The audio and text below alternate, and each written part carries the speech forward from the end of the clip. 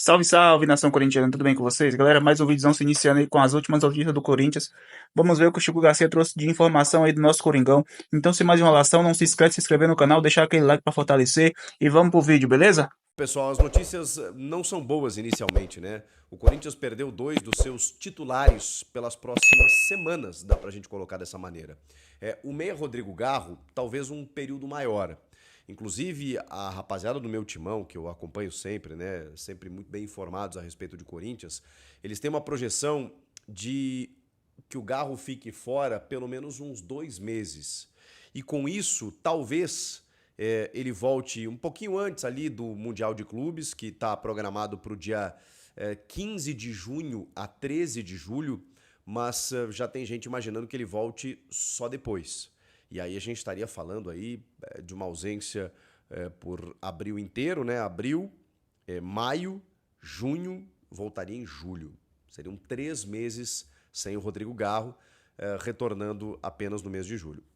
Se resolver o problema, eu penso dessa maneira, né? Claro que é ruim você não ter um jogador como o Garro, mas se resolver o problema, dos males o menor, porque aí ele voltaria num segundo semestre, nas fases quentes aí das principais competições, para poder ajudar como ele ajudou no ano passado. Já com dores, no ano passado ele já sofria com dores, e aí começa esse ano, e vamos combinar, o Rodrigo Garro, apesar de ser um cara importante, em 2025 ele não conseguiu ainda ser o jogador que fora no ano passado. Então, se você recuperar 100% o Garro para que ele volte depois, mesmo que ele pare por um período maior, eu acho que é o ideal a fazer.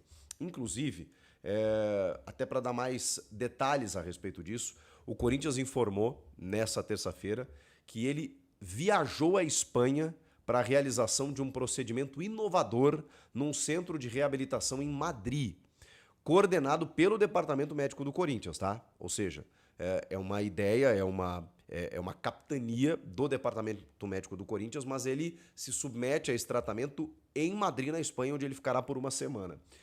O objetivo é avançar no tratamento da tendinopatia patelar do joelho direito do atleta, que já regrediu consideravelmente com o trabalho desenvolvido pelos profissionais do clube. Regrediu aqui nesse sentido significa que diminuiu, né, o problema, ou seja, melhorou, né, só para a gente contextualizar. E a nota finaliza dizendo que ele ficará na Europa por uma semana. E de lá, né, ele vai, obviamente, fazer esse tratamento inovador. Não tem mais detalhes a respeito disso, do que seria esse tratamento inovador. Não é um procedimento cirúrgico, mas é algo para tentar resolver esse problema das dores, né? Eu falei para vocês aqui no vídeo anterior, né, que ele estaria já afastado por tempo indeterminado para tratar disso. E aí vem a nota na manhã seguinte dizendo que ele vai para a Espanha, participa desse tratamento, volta e fica, obviamente, sob cuidados do Departamento Médico do Corinthians, mas aí, num período maior de recuperação, como eu disse, o meu timão apurou aí que talvez uns 2 meses sem o Rodrigo Garro, para que ele possa tratar, né, essa lesão no joelho. Ele falou que, cara, afinal, isso me impactou, né? Jogou anestesiado, com anestesia no joelho, para que ele pudesse jogar futebol na final. Não faz sentido, né?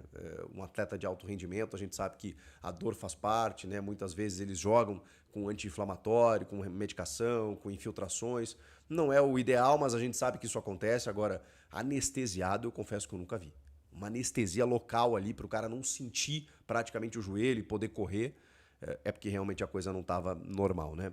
Então, diante disso, na ausência do Rodrigo Garro, a gente tem algumas projeções, né, do que o Ramon Dias deve fazer, especialmente já começando a Sul-Americana nessa quarta-feira, diante do Huracan fora de casa. Agora, não é só a ausência do Rodrigo Garro que traz como notícia ruim nesse começo de semana. Na verdade, eu acho que essa que eu vou dar agora para vocês é muito pior.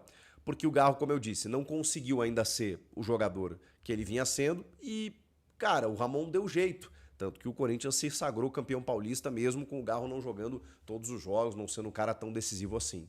A ausência do Hugo Souza, ela é muito sentida, né, cara? Porque assim, a gente tá falando de um cara decisivo. A gente tá falando de um cara definitivo. A gente está falando de um cara que resolve jogos para o Corinthians. A defesa melhorou e tudo mais, mas não adianta, né? Quando a bola chega lá, o Hugo Souza é o cara que resolve muitas vezes para o clube. Ainda mais agora que o Corinthians vai começar o brasileiro com mais sequência, com sul-americano e tal, e você não ter o seu goleiro realmente é complicado. Ele já tinha dado uma entrevista para o Esporte Espetacular, se eu não me engano, para o Felipe Cury, pode ser? Felipe Cury, isso mesmo. Eu estava na dúvida do Felipe e do Renato. O Renato apresenta o Jornal da Globo lá com a Renata Lopretti, é o Felipe Cury, gente boa. O Hugo deu entrevista dizendo que jogou machucado a final e já vinha com algumas dores também. Que loucura, né?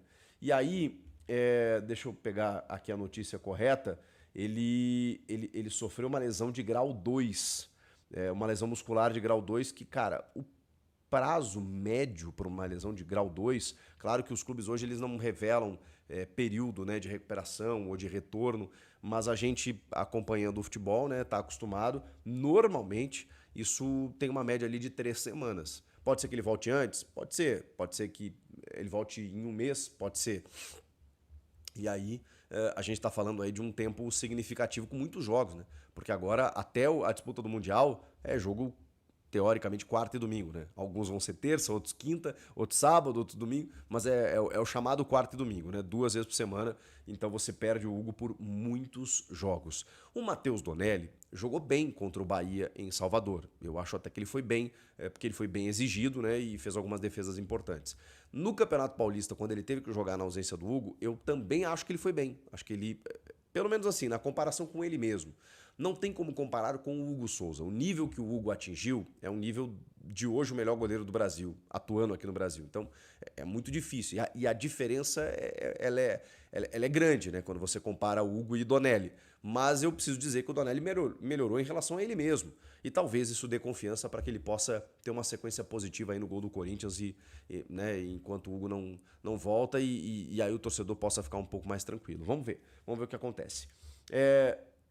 Isso de notícia ruim, né? Vamos ter que aguardar agora o Hugo Souza retornar. Mas de notícia boa tem a renovação do Thales Magno. Quem deu essa notícia foi a rapaziada da CNN Sports. Mas o UOL também divulgou, tá? Dizendo, inclusive, que o Corinthians vai estender o contrato de Thales Magno, que terminaria no dia 30 de junho deste ano, até a metade de 2026. Ou seja, um ano a mais de empréstimo, mas claro, com uma quantia dispensada aí junto ao New York City, o seu clube lá da Major League Soccer. $850 mil, segundo o UOL, que dá cerca de quase 5 milhões de reais.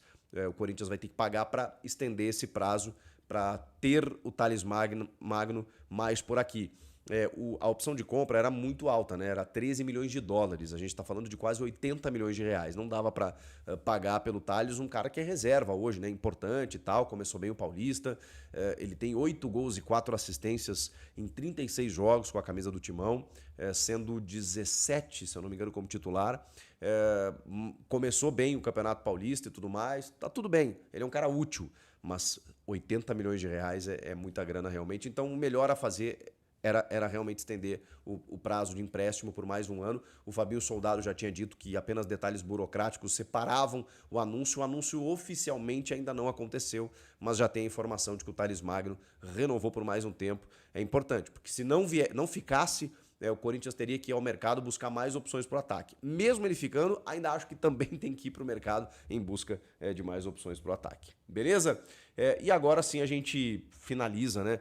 Projetando essa escalação diante do Huracan, equipe argentina, 7 da noite na Neoquímica Arena desta quarta-feira.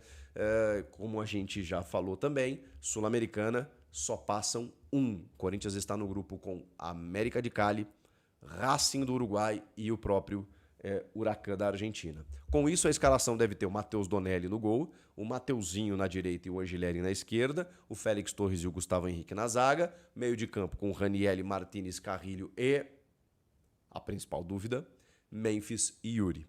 E aí, nessa dúvida, ou o Coronado, ou o Romero, para o Memphis jogar por dentro e o Romero no ataque, ou o próprio Thales, jogando por dentro, como a gente já viu muitas vezes fazer, ou, deixa eu ver se tem mais alguma possibilidade, ou o Bidon fazendo essa função. Alguns torcedores cogitaram isso, né? Eu acho que o Bidon ocupa uma faixa um pouco mais intermediária, não necessariamente a de meia armador, embora possa fazer.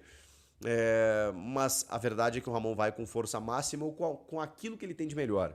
porque a Sul-Americana só classifica um. Você tem os 2 últimos jogos dessa primeira fase fora de casa, então a chance é agora de pontuar em casa, vencer em casa e ter uma condição um pouco mais tranquila no grupo para chegar às oitavas de final da Copa Sul-Americana. Uma competição que o Corinthians ainda não tem. Fica assim aquele gostinho de um prêmio de consolação depois da eliminação na pré-Libertadores, mas é uma competição valorizada, onde tem aí times como Atlético Mineiro, Cruzeiro, Grêmio, tem muitas equipes tradicionais, Vasco, enfim, do futebol brasileiro que estão na Copa Sul-Americana. O Corinthians ainda não tem esse título dá vaga direta para a Libertadores do ano que vem, direta para a final, você ganhando, né? Direto para a final da Recopa Sul-Americana, ou seja, você tem mais uma chance de título e também para uma disputa lá com o campeão da Europa League, né? Enfim, que a FIFA desenvolveu, ou seja, você ganha mais calendário, ganha mais prestígio, ganha mais dinheiro, bota a taça no armário. Então agora tem que levar a sério, sem descuidar do brasileiro. Que desafio, hein? O que vocês acham? Comenta aqui, inscreva-se no canal, eu volto na próxima. Tchau!